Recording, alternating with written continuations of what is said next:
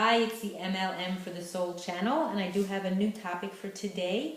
Before I begin, I would like to just say, may the words and expressions of my mouth and the thoughts and meditations of my heart find favor and acceptance before you, Hashem. And some people I want to thank that I usually do every time, who have helped inspire me and continue to do so, and I'll have links to their sites below this video. They are Rabbi Shalom Arush, Rabbi Lazer Brody, Rabbi Yosef Mizrahi, Rabbi Eli Mansour, Rabbi Alona Nava, Rav Daniel Asor, Rabbi Yuval Ovadia, Nisan Baruch Black, David Sachs, and Jews for Judaism, Rabbi Michael Skobac. And also, I have, Baruch Hashem, over I think 85 videos. But if you've never watched this channel before and you don't know what M.L.M for the Soul is all about, then please do check out my first video, which I recorded a long time ago, but that will explain to you what it's all about that I'm doing and what M.L.M stands for. It's not the traditional M.L.M that people are aware of or have heard about.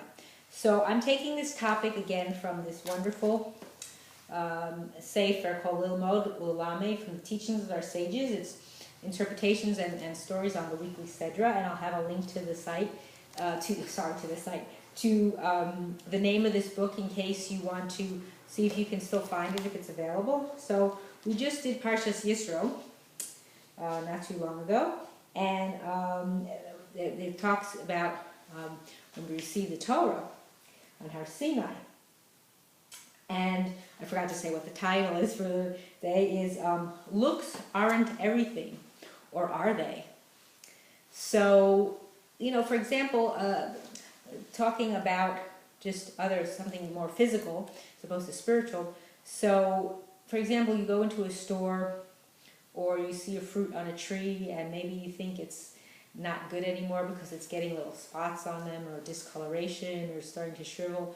But it could be so amazingly sweet and delicious on the inside. So don't look so much to the outside. But yes, of course, if it's going bad, if it has mold on it or something and it's, you know, it has bugs crawling on it, you're not going to eat it. But the idea is, don't look at the outside so much. But on the other hand, about looks, you know, how something appears on the outside can tell about it. Like if it doesn't have an inside, so to speak, like if you look at a chair is a chair, there's no really inside to it. So if the chair only has 3 legs and it's supposed to have 4, well then, if you sit on it, it might be dangerous to you. So you're looking at it as it appears. It may not work. Or if a table is a 4-legged table, but there's 1 leg that's missing or 1 leg that's imbalanced, it's not going to perform or function properly. So you want to have it right. But the difference is with things of appearance, like when we received the Torah, we received it on Har Sinai. And Har Sinai was not the most glorious mountain. The others were more higher stature, but Hashem chose Har Sinai. So there's an interesting story that is told.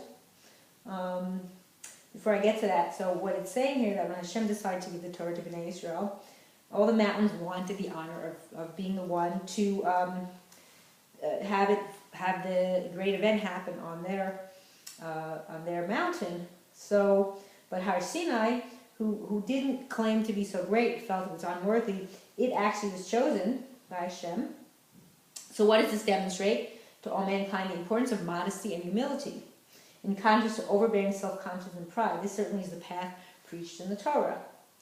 And Hashem wants all of mankind to know that the Torah was presented in the most barren of areas. They got it in the desert, okay? They didn't get it in some fancy, you know, like Lahavdil, Las Vegas casino with all the glitter and lights and flashing things. I mean, Hashem created his own fireworks when he came down onto the mountain. So he didn't need all that kind of flashy, trashy,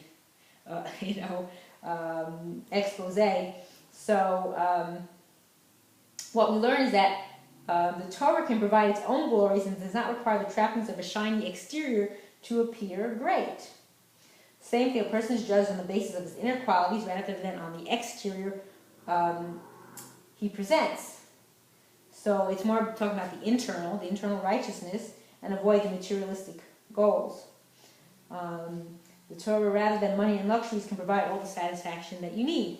So there was a story, actually, I don't remember where it was from, but there was a story of a woman who, the daughter of an emperor, who approached the sage and says, how come Hashem put so much wisdom in such an ugly vessel? Meaning, he was talking about this sage who didn't appear very attractive. So this Torah sage says, well, where do you keep your wine? And she said, oh, in earthen vessels. And he was saying, well, how could you do that? Why, why wouldn't you keep it in precious containers? That's fitting for such a thing. And she thought, oh, wow, maybe that's the right thing to do. But what happened is that it soured the wine, and it became vinegar. So what this taught her was that the outward appearance is unimportant. What the earthen containers do is they appear that they're not so fancy or really nice, but they keep the wine tasting sweet. That's what the earthenware does. So the gold vessels wouldn't do that. So the same thing about a person, that individuals can look really nice on the outside, put together, but this doesn't mean that their inner spirit, their neshama, is beautiful. They could just basically trick you and do everything what seems to be the right way, but really on the inside they're lacking, their midos aren't good, so that's what really matters. So one who is ugly, he might actually have an inside that's very beautiful. So don't pay attention so much to the exterior and think that the person is so great and wonderful if they look nice. It doesn't mean that there haven't been people in the history of Bnei Israel like, Yosef. He was gorgeous. Well, there's also the midrash that comes that says that he was actually supposed to be a girl, and he was supposed to be born to Rachel, and instead that Leah asked that Rachel should have a boy because of the Shvatim.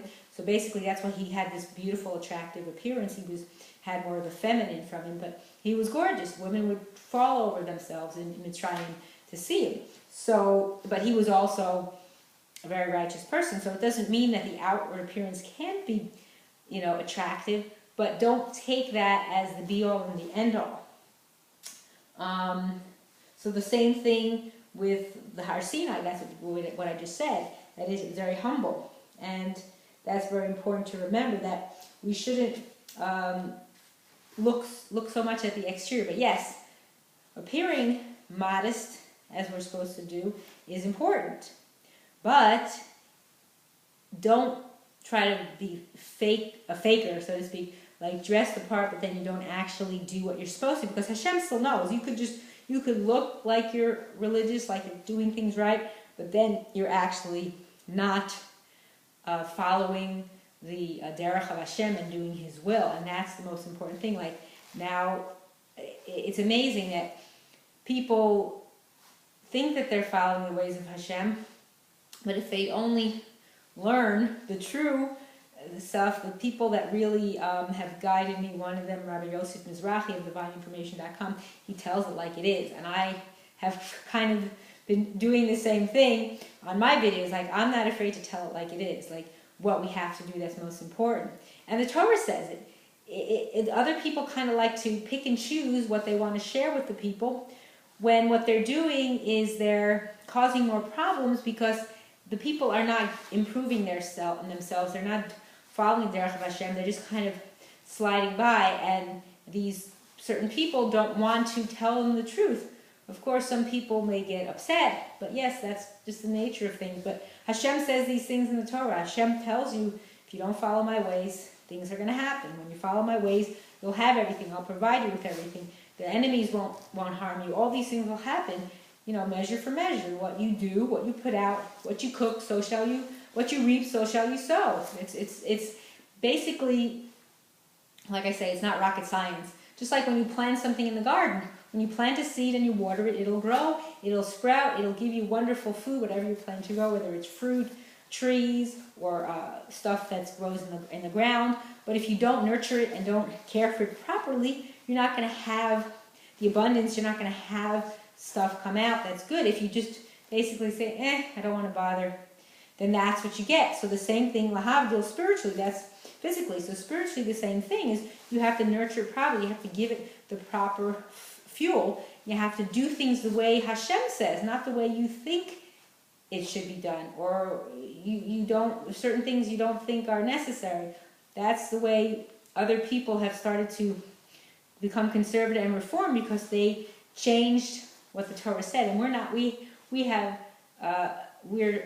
have any right to ever do that. We can't change anything that Hashem says. Everything is truth, emes. The Torah is perfect. There's no blemishes to it. It doesn't need anything to be corrected. It's perfect the way it is. So we have to remember that, and we really have to come continually closer to doing the will of Hashem, the avodas Hashem, the derech Hashem, because we're coming to the closest we are to Mashiach could be at any second, and that's going to be something that not everyone will merit to be around for. So I hope and pray that everyone will now make the changes. Don't wait. You have to do it. It's so important. Keep Shabbos, dress modestly, learn Torah, do Gemilos Chasadim. We have to do these things. They're so important. And I hope and pray that with all this we will merit to live and see the coming of Mashiach speedily in our days, and the rebuilding of our final everlasting Beis HaMikdash. Amen, and thank you for watching.